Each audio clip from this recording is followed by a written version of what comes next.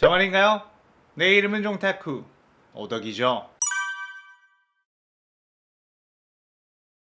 우리 종도의 여러분, 오늘 하루는 어떠셨나요? 오늘은 인기 애니메이션 규현의 칼날 세계관에 진격의 거인의 최강자 리바이가 들어간다면 어떻게 될지에 대한 가상 시나리오입니다. 이 영상에는 원작의 스포일러와 개인적인 견해가 있으니 그 점 유의하시길 바랍니다. 大丈夫ですか? 그럼 시작해볼까요?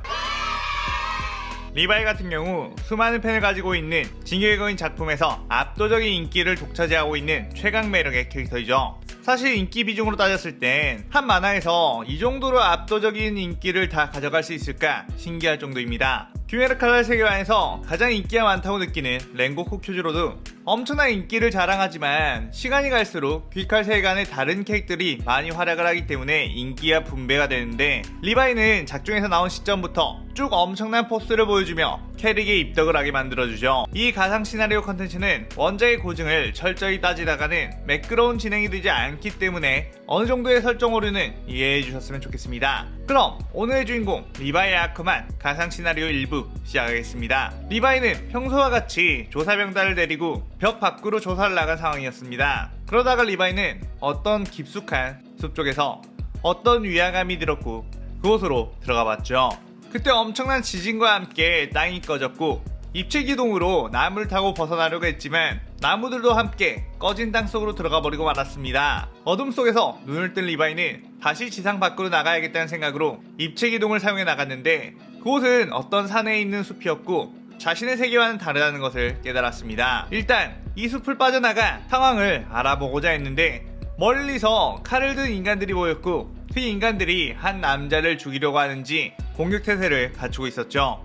그런데 리바이가 가까이 가보니 그 칼을 든 무리들은 의식이 없는 상태였고 몸에 어떤 실들이 이어져 있다는 게 보였습니다. 그 실들이 이 사람들을 움직여 같은 편을 공격하고 있다는 걸 한 번에 알아챘죠. 그래서 칼로 순식간에 그 실들을 전부 잘라버렸고 그들은 모두 풀썩 쓰러져 움직이지 않았습니다. 그 뒤 실에 조종당하지 않고 맨정신이지만 겁에 질린 남자에게 도대체 이 상황은 무엇이냐며 짜증 섞인 말투로 물었습니다. 자신은 귀살대원 무라타이며 혈기를 퇴치하려고 이 산에 왔는데 대원들이 모두 의식을 잃고 자신을 공격했다고 했죠. 혈기가 무엇이냐고 묻자 인간을 잡아먹으며 일륜도로 목을 베지 않으면 다시 재생하는 괴물이라고 말했습니다. 리바이는 칫, 거인과 비슷한 녀석들인가?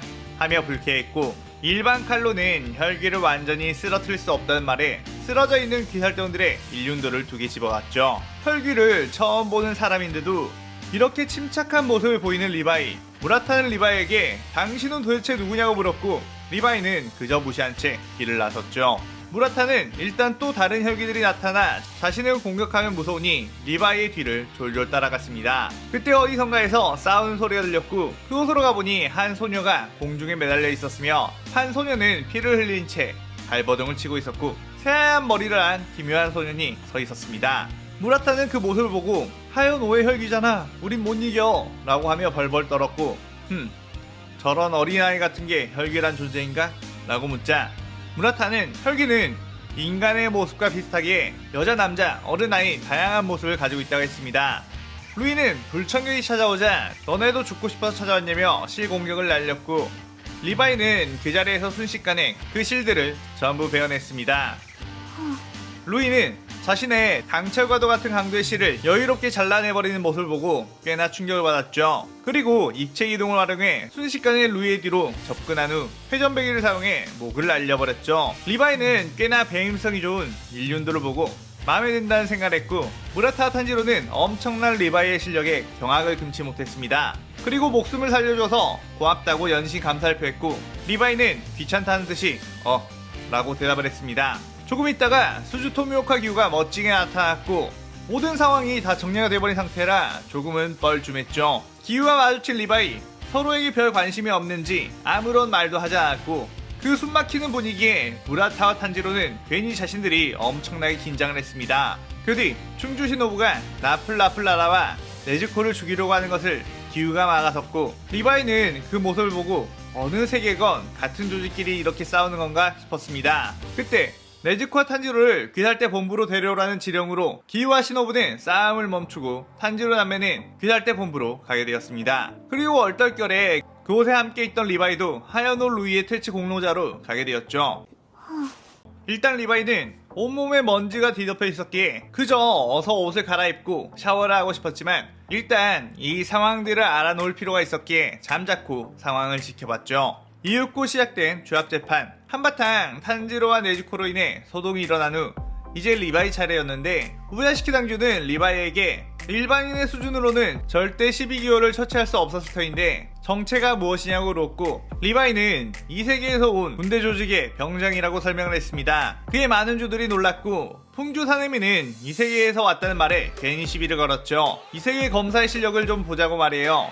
역시나 한성가라는 리바이는 그 제안을 받아들였고 둘은 목도를 가지고 대련하기 시작했습니다. 저돌적인 사내미의 바람의 호흡 검수를 막아내려다가 순식간에 회전을 하며 사내미의 뒤로 돌아가 회전 공격을 했고 사내미는 겨우 그 공격을 막긴 했지만 그 파워에 멀리 날아가 넘어졌죠. 재밌는 검술이네. 진심으로 해볼까? 하며 다시 달려든 사내미. 그때 우부야시키 당주는 멈추라고 지시했고 그 정도면 충분히 이 검사의 실력을 알 수 있지 않느냐고 했습니다. 사내미는 분했지만 당주의 말을 듣기로 했죠. 우부야시키는 리바이에게 귀살대가 다시 원래 세계로 돌아가는 방법을 찾는 걸 도울 테니 그 방법을 찾을 때까지만이라도 자신들을 도와 혈기를 퇴치해주면 안 되겠냐며 그렇게 해준다면 여기서 거처와 돈을 마련해주겠다는 제안을 했습니다. 리바이 입장에서야 나쁠 게 없었기에 그 제안을 받아들이게 되었죠. 그렇게 짐을 받은 리바이는 오자마자 엄청난 청소를 하기 시작했는데 그때 풍주 사내미가 다시 찾아와 다시 대련을 신청했습니다. 그렇게 둘은 대련을 했고 사내미는 자신이 할 수 있는 모든 형의 바람의 호흡을 꺼내 사용했지만 5번의 대련 모두 리바이의 승리가 되었죠. 사내미는 비로소 자신의 패배를 인정하고 리바이에게 검술 지도를 부탁했습니다. 자존심 강한 사내미일지라도 자존심보단 자신이 더욱 강해져 혈기를 말살하는 게 더 중요했기 때문이죠. 리바이는 귀찮긴 했지만 사내미가 쓰는 바람의 호흡이라는 것에 흥미가 생겼고 자신도 전투기술을 알려줄 테니 너도 그 호흡이라는 것을 내게 알려주라고 했고 둘은 그렇게 함께 수련을 했습니다. 리바이는 천재적인 소질로 인해 바람의 호흡을 금방 마스터하게 되었고 바람의 호흡을 자신의 공격에 맞게 변형을 시켜 회전배기에 특화된 회오리의 호흡으로 파생이 되었죠. 사내미는 그 모습에 더욱 자극을 받아 빡세게 수련하기 시작했습니다. 리바이는 어느 날 기살대 까마귀로부터 무한열차에서 상현사 마카자가 등장했다는 소식을 듣고 급히 그곳으로 지원을 나갔는데 입체이동을 활용한 엄청난 스피드로 빠르게 그곳으로 날아갔습니다. 한참을 가다 보니 그곳에서는 이미 아카자와 염조 랭고쿠 쿄조로가 치열하게 싸우고 있었고 쿄조로의 상처가 꽤 심각해 보였죠. 아카자가 쿄조로에게 강력한 펀치를 날리려고 하는 찰나에 리바이가 가까스로 아카자의 팔을 베어냈고 아카자는 새로운 인물의 등장에 열이 받았습니다.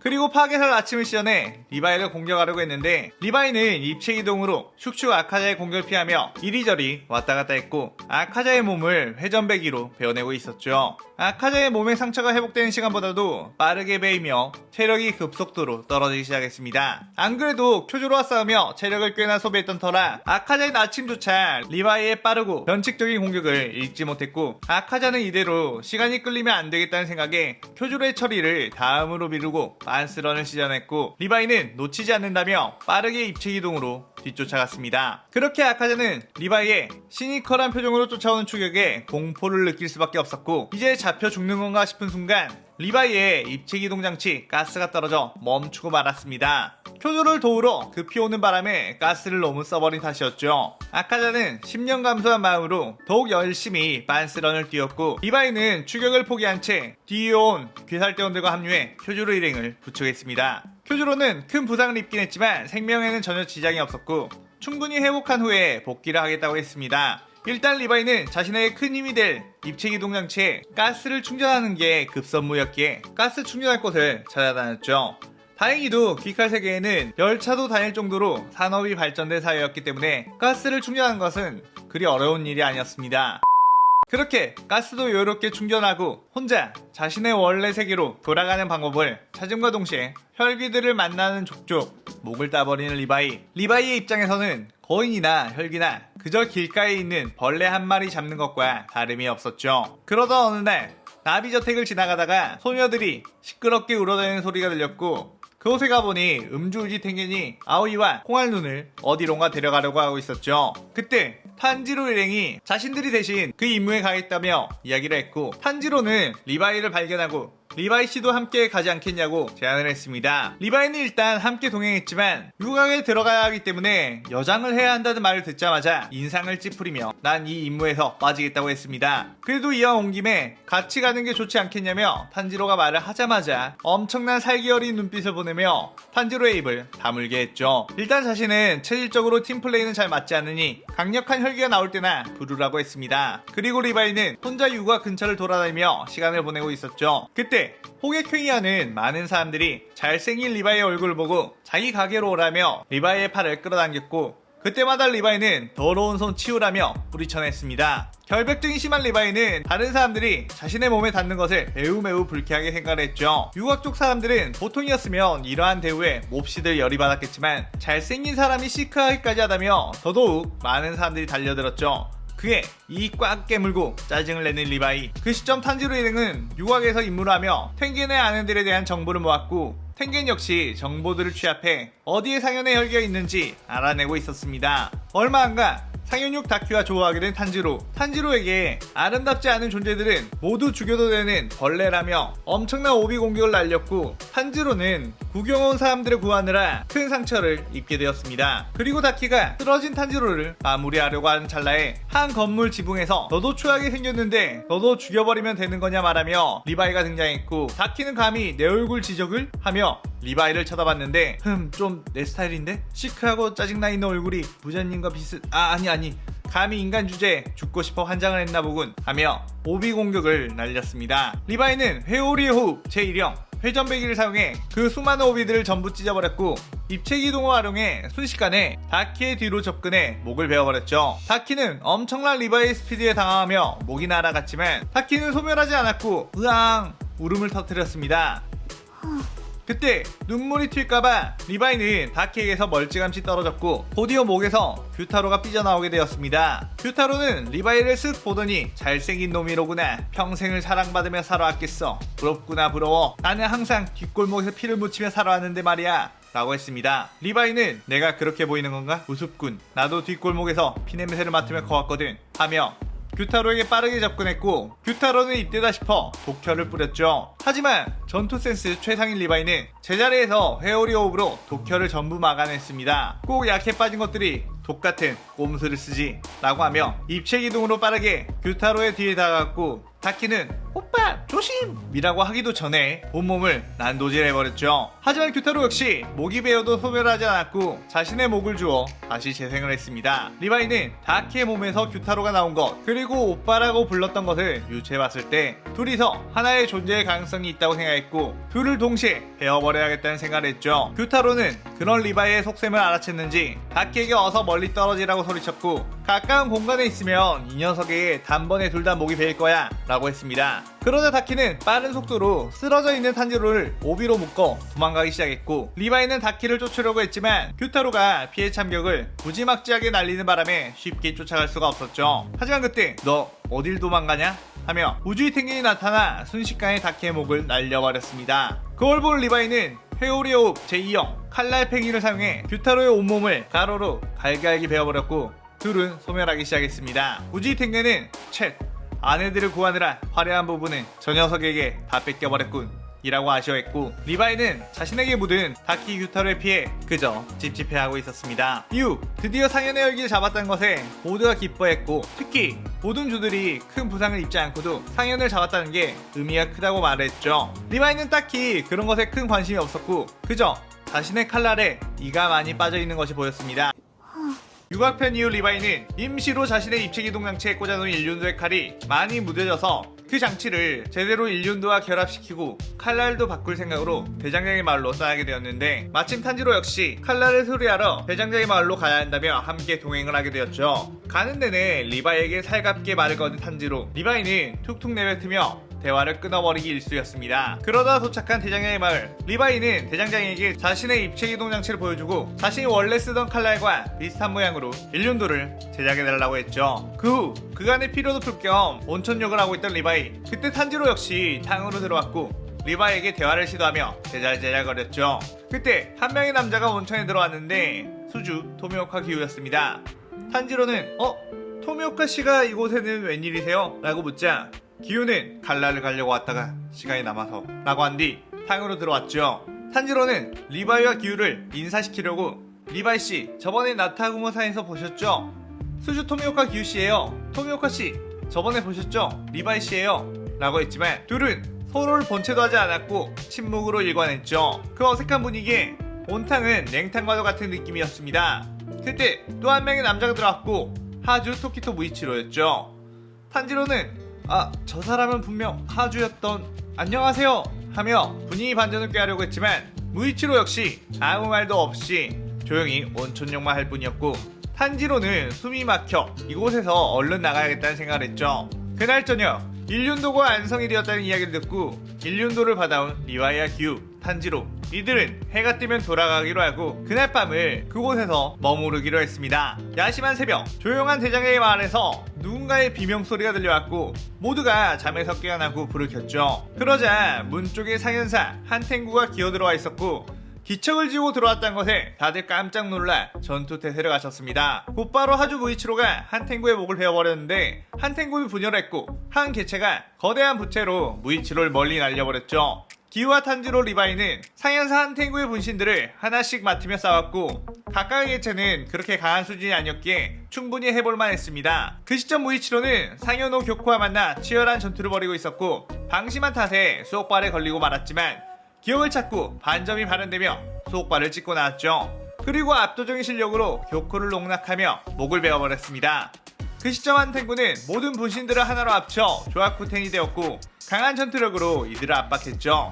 3대1의 싸움을 하고 있다 보니 오히려 서로가 서로에게 걸리적거리게 되었고 리바이는 너네는 걸리적거리니까 나 혼자 상대하겠다고 하고 기우 역시 그럼 네가 가던가 라고 하며 옥신각신하고 있었습니다. 하지만 그러다가도 조야쿠텐의 공격이 날아오자 둘은 동시에 그 공격을 베어내버렸죠. 리바이는 빠르게 입체 이동을 하며 조야쿠텐의 뒤로 돌아가 회전배기로 목을 베어냈지만 조야쿠텐은 소멸하지 않았습니다. 그걸 보고 리바이는 다른 본체와 함께 목을 베거나 아니면 본체의 목을 베어야만 잡을 수 있다는 것을 알고 탄지로에게 그 본체를 찾으라고 명했죠. 그때 네지코도 합세해서 한탱구의 본체를 찾아 나섰고 기우와 리바이는 조야쿠텐의 공격을 막아내며 버티고 있었습니다.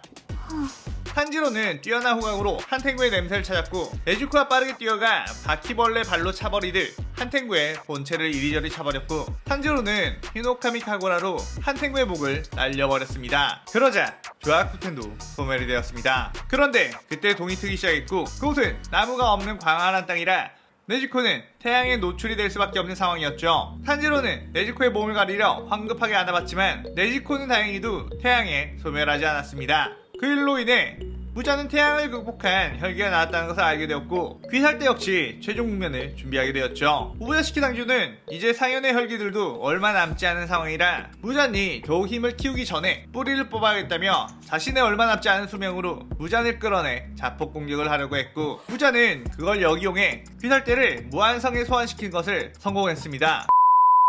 그렇게 시작된 최종 국면 아카자는 다시 한번 쿄주로 탄지로를 찾아와 리매치를 했고 그들은 엄청나게 치열하게 싸웠습니다. 하지만 역시나 아카자의 강력한 공격 탓에 조금씩 밀리기 시작했죠. 하지만 예전의 나와는 다르다며 쿄주로는 반전 발현을 해 높아진 신체 능력으로 아카자를 공격했고 아카자는 꽤나 놀랐습니다. 대장장의 마을 이후 반전 발현한 무이치로가 주들에게 반전 발현 조건을 이야기해줬고 그에 맞춰 수련을 했었던 것이죠. 그렇게 어느 정도 전투력이 비슷비슷해지며 치열하게 접전을 펼치고 있던 때에 아카자는 끝을 내주겠다며 파괴살 종식을 사용했고 쿄주로는 화염의 호흡, 오이 연옥을 사용해 맞받아쳤습니다. 엄청난 폭풍이 주변을 휘감았고 아카자의 주먹과 쿄주로의 칼이 맞부진 채로 힘을 겨루고 있는 상황이었죠. 그때 뭐야 이번에도 좀 늦은 건가?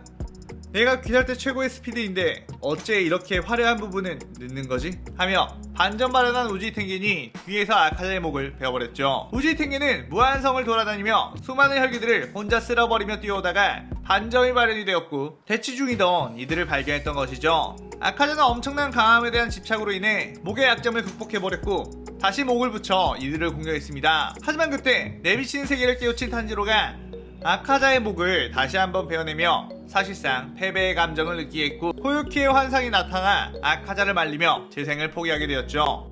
충주 시노부와 수주 기우는 상현이 도우마와 함께 싸우고 있었고 시노부의 독이 먹히지 않자 시노부는 기우에게 자신이 도우마에게 먹힐 테니 그때 도우마가 독으로 인해 약해진 틈을 타 도우마의 목을 베어내라고 했고 기우는 절대 안 된다며 단호하게 거절했습니다. 그런 완강한 모습에 시노부는 그럼 어쩔 수 없다며 자신의 힘으로만 카나의 원수를 갚으려고 했는데 이렇게 되면 혈기인 타마요가 만든 약을 사용해야겠다고 했습니다. 그때 마침 카나와 이노스케도 도착을 했고 카나오에게 이 약을 도우마에게 주입할 수 있겠냐고 했습니다. 이노스케와 기우가 도우마의 시선을 끌고 카나오가 피하는 주안을 사용해 도우마의 공격들을 피해내며 도우마의 몸에 타마요의 약을 주입했고 그 순간 시노부는 반전 발언을 하며 엄청난 스피드로 도우마의 머리를 칼로 찔렀습니다. 도우마는 그런 시노부를 팔로 쳐냈고 날아간 시노부를 기우가 품으로 받았죠. 도우마는 웃으며 아무리 용을 써봤자 너의 독은 내게 안 먹고 도우마의 온몸이 독으로 무너져 내리기 시작했는데 타마요의 약은 독의 성분을 극대화시키고 혈귀의 소화 능력을 떨어뜨리는 효과가 있었죠. 그때 반점 기우와